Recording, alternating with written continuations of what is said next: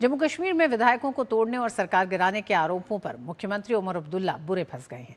BJP की जम्मू कश्मीर इकाई ने मुख्यमंत्री उमर अब्दुल्ला के आरोपों को झूठे और बेबुनियाद बताते हुए उनको चेतावनी दी है। बीजेपी ने कहा है कि पार्टी पर लगाए गए विधायकों की खरीद फरोख्त के आरोपों के समर्थन में 7 दिन के अंदर सबूत पेश नहीं किए या सार्वजनिक रूप से माफी नहीं मांगी तो उनके खिलाफ मानहानि का मुकदमा दायर किया जाएगा। ये लीगल नोटिस उनकी ईमेल पे भेजा गया है और स्पीड पोस्ट से भेजा गया है। हमने उनसे प्रूफ मांगा, जो प्रूफ उन्होंने आज तक नहीं दिया है। आज हमने एक लीगल नोटिस जारी किया है उनको थ्रू हमारे जो स्टेट प्रेसिडेंट हैं, जो प्रेसिडेंट हमारे बीजेपी जम्मू कश्मीर के सतपाल शर्मा जी, कि आप 7 दिन के अंदर माफ़ी मांगिए, अपॉलॉजी कीजिए। उसके अलावा अपने रिटर्न जो अपने स्टेटमेंट दी उसको रिटर्न में विड्रॉ कीजिए, दोबारा आप ये गलती नहीं करेंगे। अगर 7 दिन में उमर अब्दुल्ला ये माफ़ी नहीं मांगते हैं और अपनी स्टेटमेंट विड्रॉ नहीं करते हैं तो उन पर हम क्रिमिनल केस भी करेंगे डेफेमेशन का, और 100 करोड़ का मानहानि का केस हम सिविल करने जा रहे हैं, डैमेजेस का। जम्मू कश्मीर बीजेपी अध्यक्ष सत शर्मा ने मुख्यमंत्री उमर अब्दुल्ला को कानूनी नोटिस भेजा है, जिसमें उन पर झूठे और बेबुनियाद आरोप लगाने का आरोप लगाया गया है।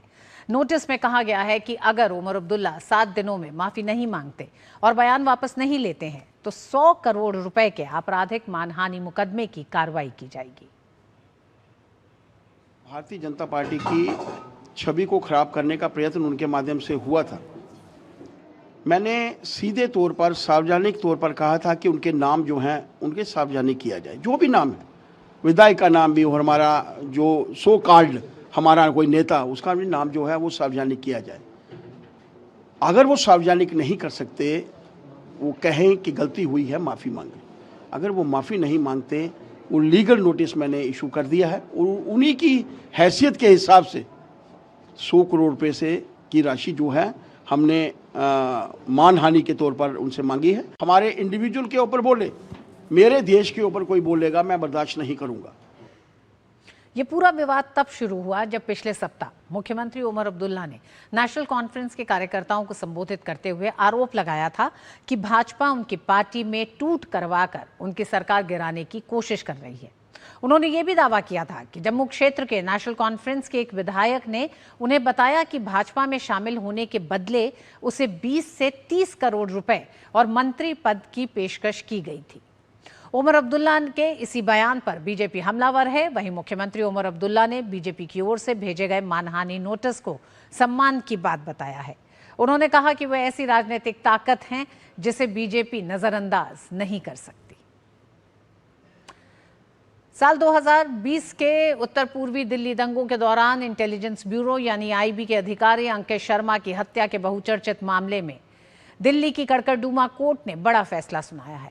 अदालत ने पूर्व आम आदमी पार्टी पार्षद ताहिर हुसैन समेत 5 आरोपियों को हत्या सहित कई गंभीर धाराओं में दोषी करार दिया है। दरअसल ये मामला दयालुपुर थाने में दर्ज एफआईआर से जुड़ा है, जिसे आईबी अधिकारी अंकित शर्मा के पिता रविंद्र कुमार की शिकायत पर दर्ज किया गया था।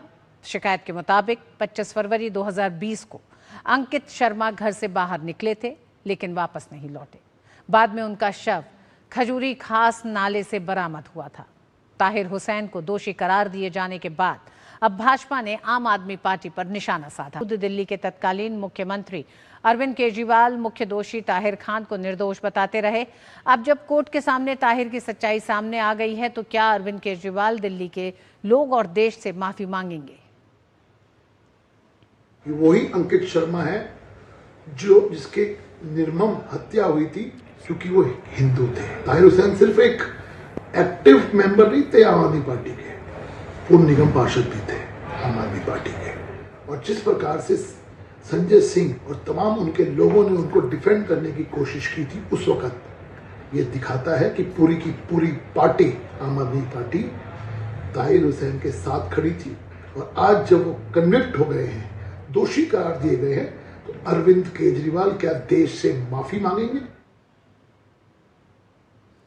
और वक्त एक छोटे से ब्रेक का है। ब्रेक के बाद खबरें जारी रहेंगी। देखते रहिए न्यूज़ 9।